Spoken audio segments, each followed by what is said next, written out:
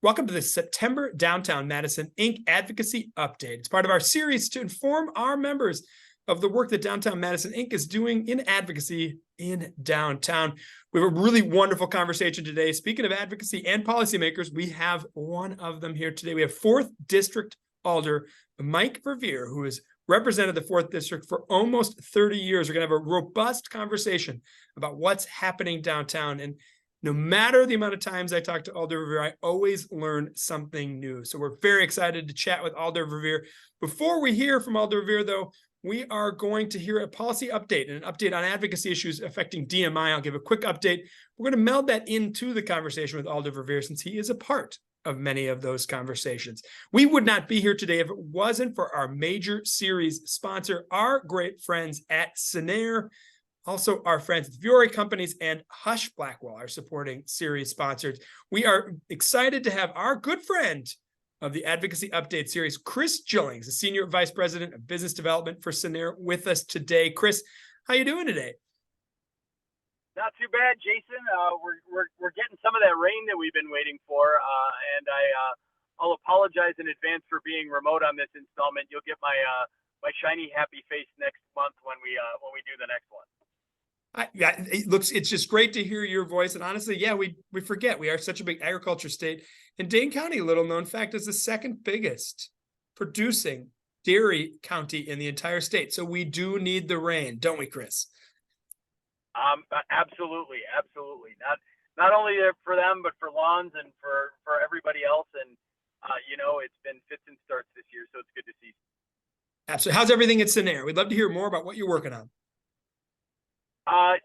Things at Scenair are very, very busy.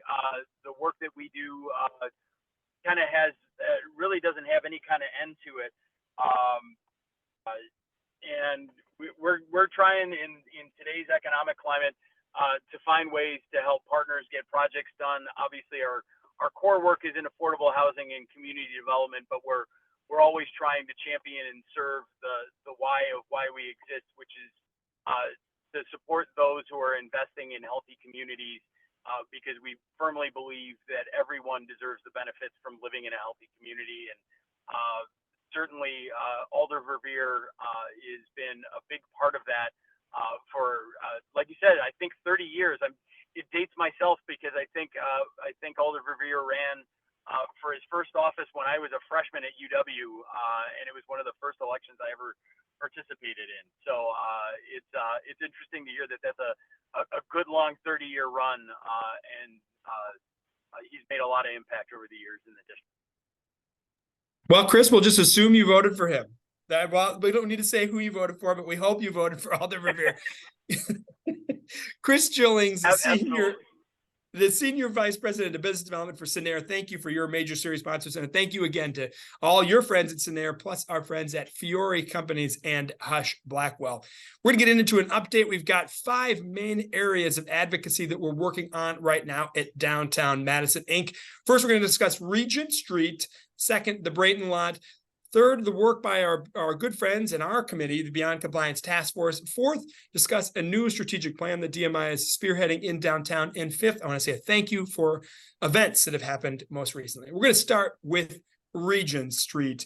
There's a tremendous amount of growth happening in and around Regent Street, and DMI as an organization is very proud to help administer the Regent Street Group, public-private partnership of stakeholders, neighborhood groups, institutional businesses, you name it, that are working in and around the Regent Street area. We're very proud also to have Alder Mike Verveer be part of the team for the Regent Street Group. The group met just a few weeks ago for a tour of Regent Street.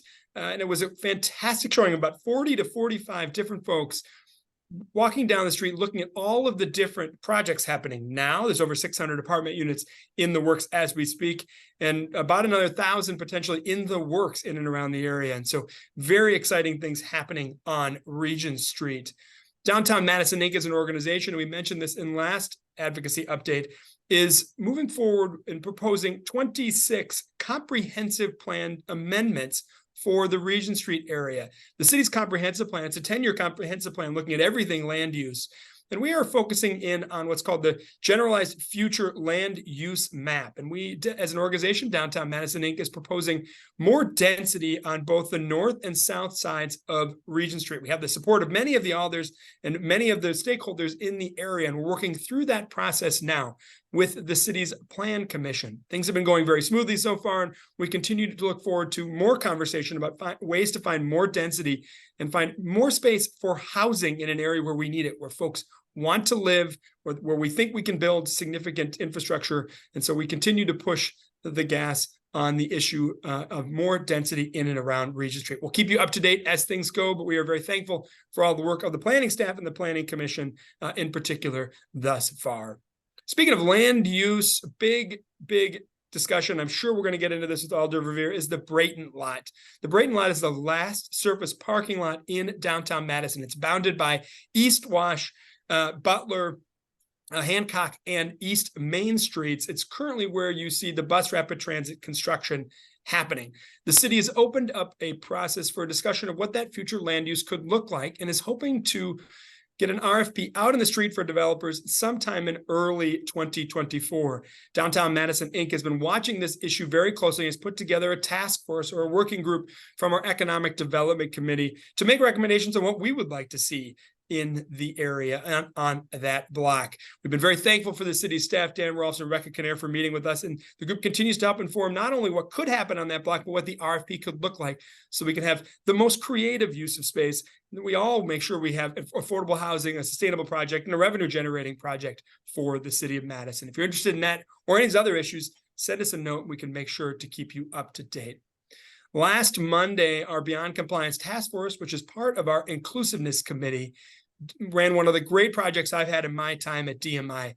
They took part in a video series for the Streetery Project. It's a series of training videos to ensure that Streetery, which again are those cafes and retail spaces on terraces, parking spots, or sidewalks, that they are accessible to everyone in the community. We had some amazing paid actors that helped us set 8 different scenes of different issues that might come up for Streetery. These videos, about 1 to 2 minutes each, are going to be sent out to every single city of Madison applies, a group that applies, an application process through the city will be sent so they can train their employees to make sure that their spaces are accessible as possible. A huge thanks to our chair of the Beyond Compliance Task Force, Jason Belangi, the Executive Director of Access to Independence, and all of the volunteers who gave their time last Monday. It was a profound day for me and a very important day for downtown to make sure that we really are an inclusive and equitable place for everybody. I want to talk more about our strategic plan, the strategic plan for downtown that we are looking to move forward on. I think this is also a subject that Alder Verveer and I are going to discuss. It's a true private-public partnership where Downtown Madison Inc. will lead the private side, and the city of Madison will also do the same on the public side. We're hoping to bring in a national consultant early in 2024 to really understand what could happen with downtown, the space itself, with all of the different amenities we need in the downtown, with what could happen with the public right-of-way, with new potentially catalytic projects. What is the storefront mixes in retail? All of these questions we hope will be answered by a strategic plan with our friends at a national consultant. We are moving forward on this now, and DMI as an organization is making sure that we have all of the private side together in this important project. So please do pay attention to more emails coming soon for our strategic plan that we want to move forward for the downtown area starting in 2024. Lastly, for our update today, I want to say a huge thank you to all of those that joined us last week for the annual celebration. It was a great time and a great event to see all of you on the top of the Monona Terrace to celebrate all things downtown. It was a great event, although this rain didn't quite hold off. We almost made it there, but it was so exciting to see so many of you wanting to support downtown, support our organization, and support everything about the work that we're doing. So thank you to all that joined us, and thank you to all the companies that partnered with us as well. That's our update. If anyone has any questions, please send us a note. You can send it to my email or info@downtownmadison.org, and we can make sure to get you more information on any of these or more of the advocacy topics that we are working on. As we talked about before, we are excited to have our good friend, 4th District Alder, Mike Verveer, here with us today to discuss many of the subjects we just talked about in more depth. Alder Verveer, how are you doing today? I'm doing great, Jason. Thank you. How are you doing? I'm doing all right. It was nice to see you almost at the annual celebration. You were working your way over just as the rain came from a meeting with Downtown Coordinating Committee, but it was nice to see you outside. Thank you for joining us. Oh, my pleasure. Again, I wish Mother Nature had cooperated. I was really disappointed I didn't make it in time before the rain hit, but that's what happens when you were, I mean, to me, you were there. you have four competing meetings and events. So that's what happens. But to me, you made it, right? Because you talked to Matt we had a nice Trammell long conversation under a tree Yes. outside Madison Club. So. It was the only dry place in downtown. There's really thank you. Thanks very much for having me. And I also want to thank Chris and our sponsors very much for making this conversation possible. Well, thank you for being here today. You know, there is a lot happening in the 4th District. For those who don't know, the 4th District really is the heart of the Isthmus in and around the Capitol Square. That's just a little bit on the east side of the downtown, but mainly on the west side. If you know the Capitol Neighborhoods, Inc., Alder represents most of the Capitol Neighborhoods, Inc. neighborhoods in the downtown. What are the top issues that you hear that are facing the 4th District in downtown right now? Well, it's really all good stuff, I would say, in terms of issues. I almost want to say, can we cue the brand new DMI scene that we'll get on YouTube? But there is just so much to celebrate going on in downtown today. Much of my work is really because of that tremendous energy that's continues downtown, especially with the continued unprecedented investment and development in the downtown area. In your advocacy update, Jason, obviously you gave a top line view of so much of the good stuff that DMI is doing, that we're doing together as partners, along with a lot of other tremendous partners. So there really is so much to celebrate. I want to say that at the top. You know, everything from the Brayton lot redevelopment to the Lake Monona Waterfront master planning process to what I think is really thrilling and that you and DMI deserve all the credit in the world for, and that's the downtown Madison strategic visioning process that will be underway before we know it. There's just so much to celebrate, so much good stuff happening. So I look forward to digging in and talking about all of those really wonderful things that are happening. Yeah, one of the things you talked about is the amount of development. I mean, in your district alone, you're seeing some major development projects. Can you kind of go over what are some of the highlights, some of the larger projects that you've heard about that are starting construction now, and what potentially could we see in the future with major developments in the 4th District? Yeah, well, first and foremost, and you've seen me do it many times in different venues, I often refer people to your excellent DMI development tracker on your website. So that really is the foremost, I think, almost encyclopedia of the current status of proposed development in the downtown area. Of course, there's other items that haven't been made public yet that don't make it on the tracker, but I know the minute that something is able to be confirmed, you include in the tracker, and I thank you for that, Jason. So there is just tremendous investment that continues in residential, multifamily in downtown Madison. A lot of that, of course, is because of the Gen Z young professionals that continue to flock and want to live in downtown Madison, no matter where they might work. You know, for example, might be in Verona, very likely, but they want to live where all the action is, where all the amenities are in downtown Madison. And so the development community is certainly in overdrive trying to deal with our tremendous supply and demand issue that we have throughout the community citywide, but certainly we have downtown, whether it be housing geared toward university undergraduates or Gen Z and beyond, you know, including empty nesters and beyond. The development community, I think, is working very hard to try to meet the market demand that we see today. So you just, you know, as always, look at the downtown skyline and see the number of tower construction cranes that are operating. See all the, and this is, if you were going to ask me, Jason, by the way, what's the number one complaint you're getting most recently? It's construction and traffic impacts thereof, but it's all for the greater good, I would argue. But anyway, lane closures because of private development or road reconstruction, that sort of thing, BRT construction, although that's more outside the core downtown until the end of the year. And so really the development runs the gamut. just as we speak, in case any of our viewers haven't been in the 100 block of East Wilson Street recently, you won't see much of the State of Wisconsin Investment Board Lake Terrace building anymore. Findorf is working hard to mobilize and clear the site so that the new Quad Capital multifamily building is able to commence construction soon. That, like many of the new developments that's proposed in the Wilson Street corridor, is quite impressive, to say the least, including height and massing that is up to the Capitol View preservation limit, but I think designed in a very sensitive way.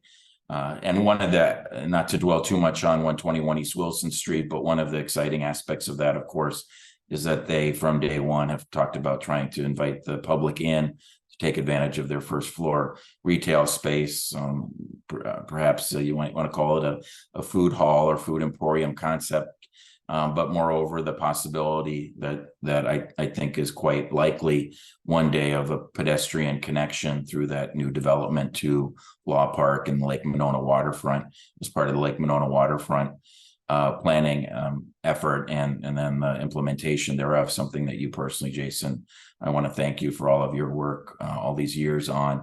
We're really excited to see that moving forward. So besides residential, the other areas that I would point out would be in hotel, and then most exciting and perhaps important, I would say, to the community are the cultural institutions as well. On the hotel front, NCG Hospitality continues to want to invest in the downtown area.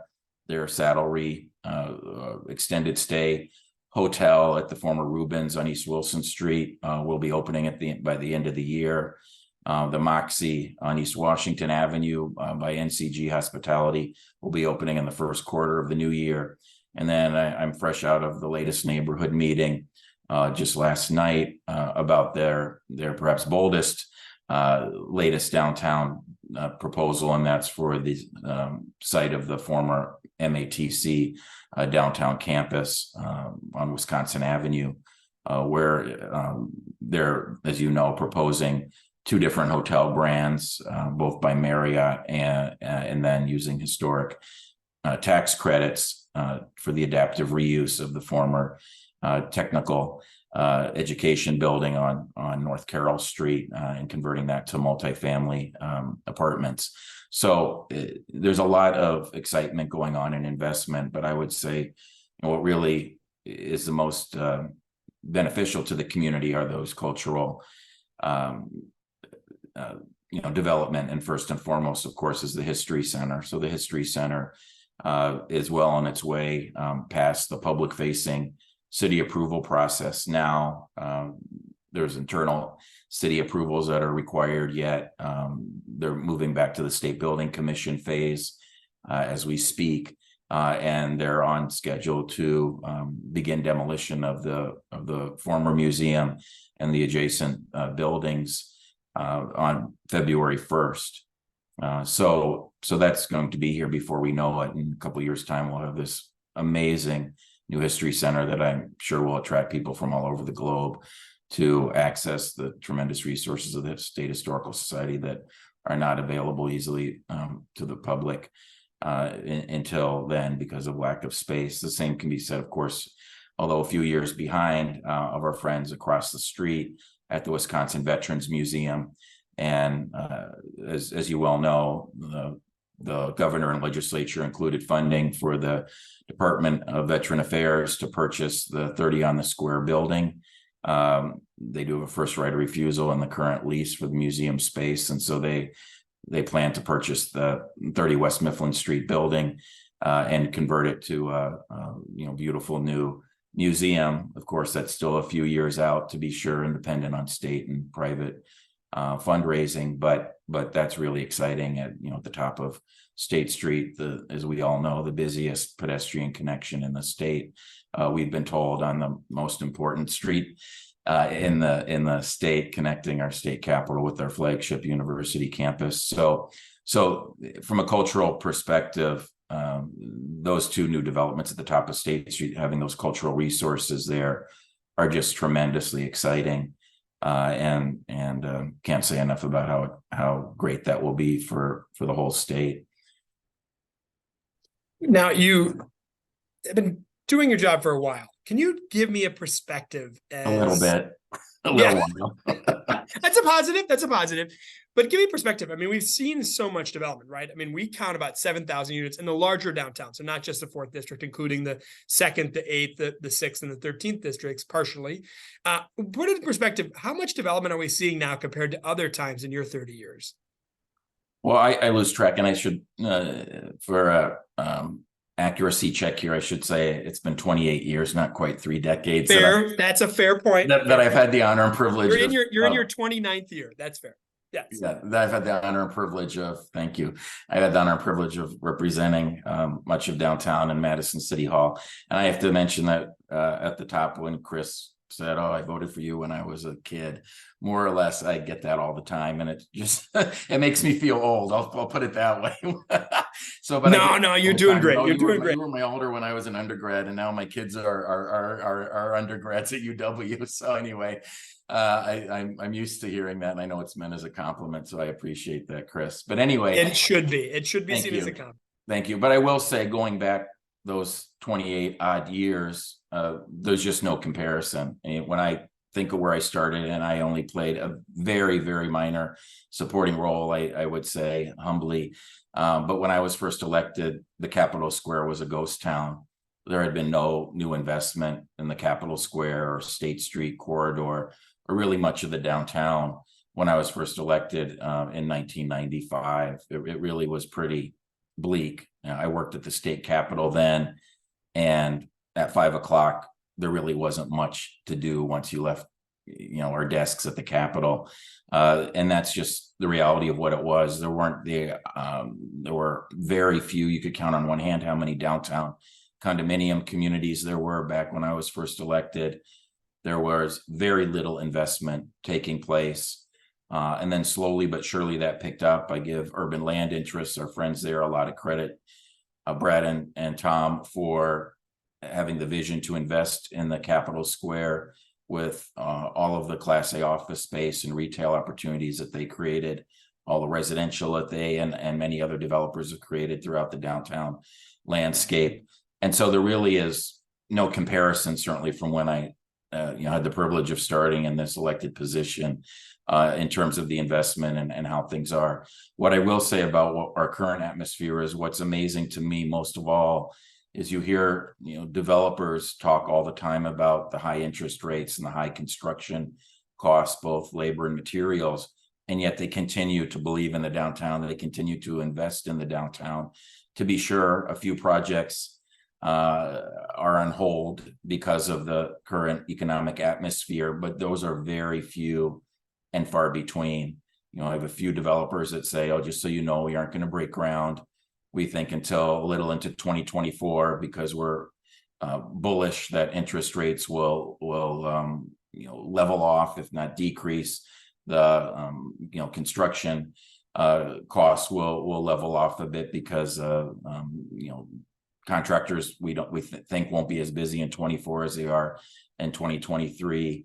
But those conversations are few and far between in terms of those thinking of delaying a project by a handful of months, give or take.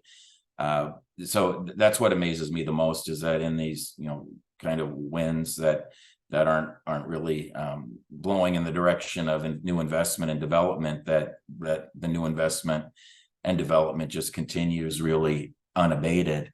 And to me, that really is remarkable. So I would say that it is really one of the high water marks in terms of now when you think about the national economic conditions, and it not that we're anywhere near a recession, or God forbid we'll be in a recession in the future, but the low point, besides from when I was first elected, the low point was certainly in 2007, 2008, where most development and investment in the downtown seemingly came to a screeching halt during those unfortunate economic times. But as soon as could be picked right up and has really continued unabated, I would say, since that recession. I think high water mark is a very interesting term to use because we're seeing high water marks in cultural amenities, which you talked about in your previous answer. Some of these catalytic projects, some might say once in a generation projects. See that at the bottom of State Street with the 400 through 600 blocks, where through the city's Metro Transit network redesign, the buses are no longer on State Street, on that part of State Street, excuse me. And the city is piloting potentially an experiment to see what could happen with closing down the 400 through 600 blocks at certain times next summer. Do you have an update as to what the city is working on and what potential we could see from this experiment on the 400 through 600 blocks of State Street? Absolutely. I think the excitement surrounding the possibility of this experiment is palpable. So as you say, thanks to the transit network redesign, since June 11th of this year, there has been no Metro bus service on the 400, 500, and 600 blocks of State Street. That certainly was well thought out and planned well in advance. It's not like all of a sudden, only a few months ago, we decided to no longer have bus service there. And in so many respects, that was a preview to bus rapid transit, of course, coming to Upper State Street in the fall of 2024. The city has been very cautious in terms of making sure that this experiment, or some would call pilot, is done right. So as such, the city's downtown coordinating committee has been discussing this prospect for about a year now, it seems to me, and have met with every conceivable Madison city division or department head and appropriate staff through our monthly meetings. We finally presented a resolution to the city council, which was adopted unanimously, directing staff to implement this experiment. It notably did not include an exact time for when the experiment would begin, but our current thinking as of the last meeting of our committee is that it would likely begin in early spring of next year. We want to, again, make sure we do it right. We want to have outcomes and you know, a barometer, benchmarks to measure success by. I will, you know, say that with the adjacent construction of the brand new State Street campus parking garage and inner city bus terminal and student housing above that is scheduled to begin in the first quarter of the new year, that will make, you know, there might be a little minor asterisk with our experiment because of all that construction that'll be taking place so close to the 600 block of State Street. But I am really confident that we'll be able to do this right. You know, I do want to lower expectations a little. You know, a lot of people are excited about this. Our friends at the Wisconsin State Journal editorial board have made this a campaign for years, literally, to their credit, and I've agreed with their vision for State Street. You know, I, like many of our viewers, have enjoyed Pearl Street in Boulder, for example, and can you know, imagine what State Street would be like with more of a pedestrian orientation and larger alfresco dining and public art and landscaping and so forth. But we do have the reality of a fire code that our fire marshal is quite adamant that we need to maintain, for example, particularly since so many of the buildings on State Street are quite of a vintage period and are not sprinklered. So it's not as if, you know, in the spring, we're going to see alfresco dining in the actual middle of the street. We still need to maintain a fire lane. Of course, our emergency first responders need to be able to access those blocks as quickly as possible. So there are some realities there too, but I am really optimistic that this will be meaningful. I think especially the 400 block that includes the visitor center and Lisa Link Peace Park, being able to kind of expand the placemaking opportunities that already occurred today in Peace Park will be particularly fun to see develop. Programming, as you know, Jason, is a big part of this, and you and I have been a part of many conversations as to, well, to do it right, we really need to have placemaking and programming, and that all still needs to be worked out with our colleagues in City Hall in terms of what the role of, for example, the Business Improvement District might be. in that regard. The bid does an amazing job already and has for years in partnership with city financial assistance, with placemaking in the business improvement district through their Summer in Your City campaign, or seasonal series that they've done an excellent job with all these years. So it's something that we all are looking forward to seeing develop, as I say, in early spring of next year.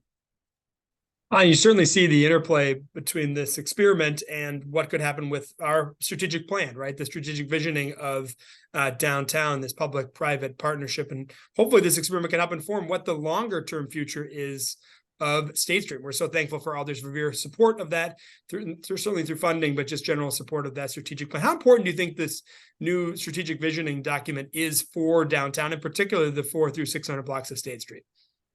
I think it'll be critical. And again, as I said earlier in our conversation, Jason, I want to personally thank you again for your vision of the need for having this downtown visioning process, this downtown planning process underway in a very strategic way. So as many of our viewers, I'm sure, are well aware, the city hasn't engaged in a downtown planning process since the early 2010s. And that, first and foremost, the downtown plan that was adopted by the Common Council in 2012 is the land use planning document. What you're talking about, and you're the expert, not I, so it'd probably be better if you explained it more than I do. But anyway, this isn't a land use plan. Our city planners are planning to update the downtown plan, but not, unfortunately, until 2026. All of the geographic sectors of the city are on a horizon in terms of what year our planning staff, due to mostly work resources, are able to update existing plans. And again, 2026 is the target for the downtown. So this is not a land use plan. This is a downtown strategic plan. It's a visioning statement. It's what is our collective, what are stakeholders and the greater community's vision for what the downtown could be, would be. I want to certainly thank the DMI board. I had a conversation with Ellie Westman Chen, the Destination Madison CEO, about this the other day, and I want to thank Ellie and her board as well for their eager participation fully in this process. I'm happy that we were successful securing the city's contribution through our capital budget process to fund the city's financial partnership with this. And I know the city will be full partners in this process moving forward. But whether it be, I'll call it pedestrianization of State Street, especially Lower State Street, or it be, expanding on what downtown residents want. Obviously, downtowns are not healthy but for a strong residential base. What we can do to help retail, which I would say coming out of the pandemic is still a bit of a struggle, unfortunately. I will point out that for those that don't know, many of the vacant storefronts on State Street, particularly those in the 100 block, are slated for redevelopment, and that's why they've been sitting vacant all these years. But in any event, no matter what segment of the downtown, be it cultural, be it housing, be it office, and so forth, I think this visioning exercise is long overdue, and this plan is something that all of us downtown advocates have felt would be very useful and long overdue. And I'm really thrilled. Again, I want to thank DMI and you, Jason, for your leadership moving this forward. Well, thank you, Alder, and thank you to obviously the mayor's office and the city as well. This is truly a public-private partnership. I think it's important to understand the differentiation between the land use plan and the downtown plan we saw at the beginning of the 2012, I believe, was the last one. And this plan, you really want to look at sort of the existing conditions we have now and do an opportunity analysis and a gap analysis of what we could have. It's going to include significant stakeholder engagement. It's going to include, visioning and planned concepts or catalytic projects we could see. what those supporting strategies are. And I think most importantly, the implementation strategies. How do we implement this? And that's where DMI is a unique idea about bringing an employee in who this is what they do, director of placemaking and economic development. So we think the future is certainly bright in the downtown to have this project right now more than ever, and help inform what downtown's going to look like, from programming, from use of public space to activation, to all these bigger concepts, of sort of fiber concepts in and around the downtown over the next sort of 5 to 10 years.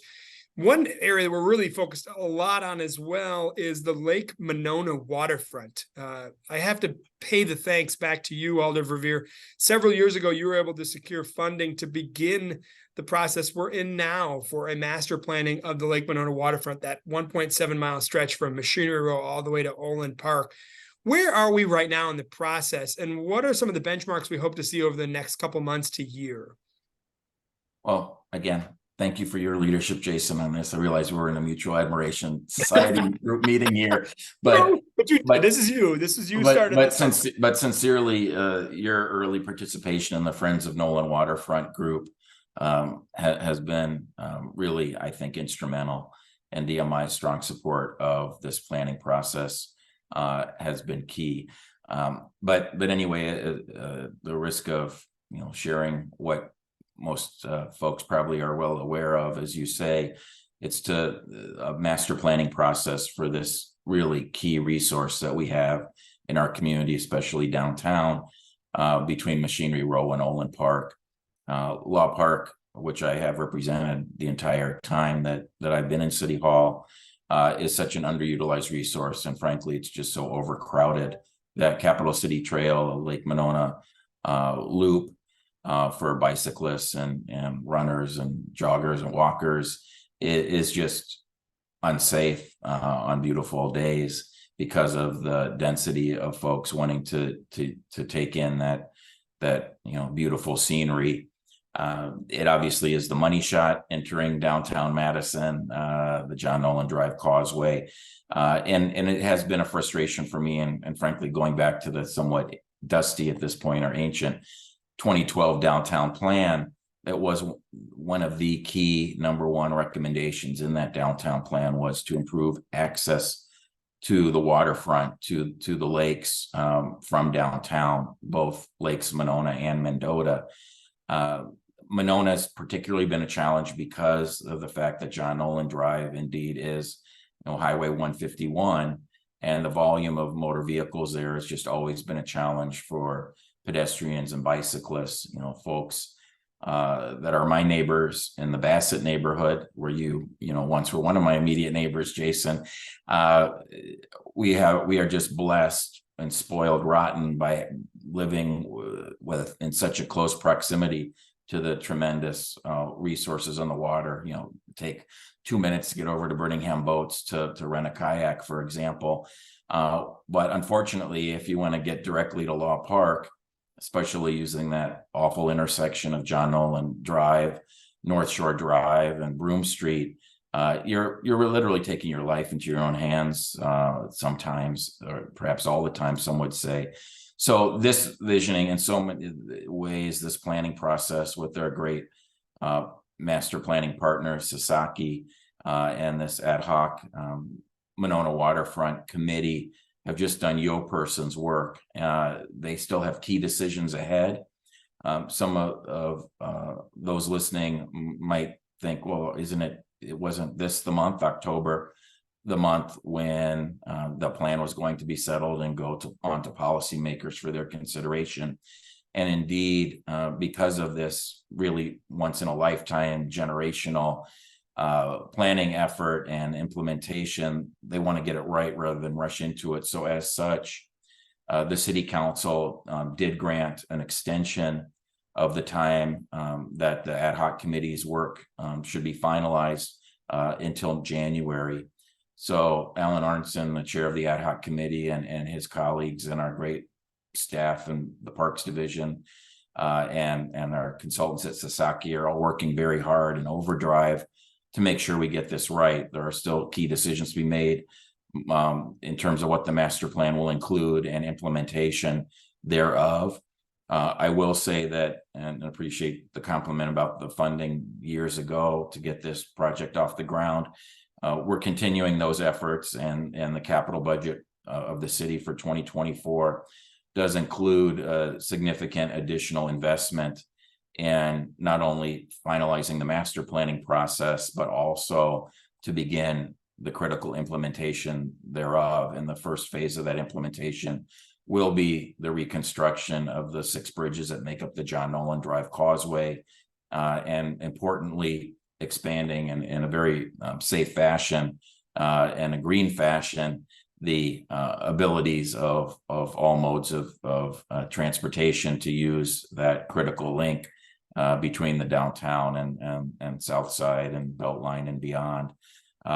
So with greatly robust pedestrian and bicycle amenities, facilities, green space to go along with the John Nolan Drive reconstruction. So the 2024 budget includes additional funding to implement that vision. The construction, as you know, Jason, is slated to begin in 2025 and continue into 2026 on that first phase of our implementation, that being the John Nolan Drive reconstruction of the causeway. In the current capital budget, we were successful at including $1 million next year for planning an underpass under that really bad intersection that I've mentioned previously at John Nolan, North Shore, and Broome, to have what we hope will be a really state-of-the-art, robust, in that pedestrians and bicyclists will feel safe and welcoming to use an underpass to get under that busy intersection, which has long been one of the highest crash rated intersections in the city, to take advantage of the lakes, Capital City Trail, like seafood and beverage amenities, in a long-term vision for this area. But anyway, getting that underpass under that intersection there will be an expensive proposition. We are optimistic with federal and state assistance that we'll be able to do that. And we're in the very initial planning stages for that as we speak. And with the additional investment, we'll hopefully be able to be in full planning mode in the new year. Now, I don't want to get hopes up that the underpass will be part of that 2025-2026 construction, but we will ensure that 2025-2026 construction does not in any way impede the construction of an underpass, perhaps immediately thereafter or a year or two after, whenever we have a plan in place that we're all comfortable with and that we have the funding for. We think we have the land. We think we can do it without disturbing the rail corridor. It's never pleasant working, frankly, with the railroad. I don't think it's just our railroad in our community, but railroads generally are sometimes difficult partners. So we think we're at the early stages of a planning effort where we can make this underpass work without having to have the rail corridor moved at all. So it's a really thrilling proposition. And then of course, beyond that, there are just so many possibilities. I mentioned earlier with the quad capital development at 121 East Wilson Street, the possibility of the pedestrian connection there.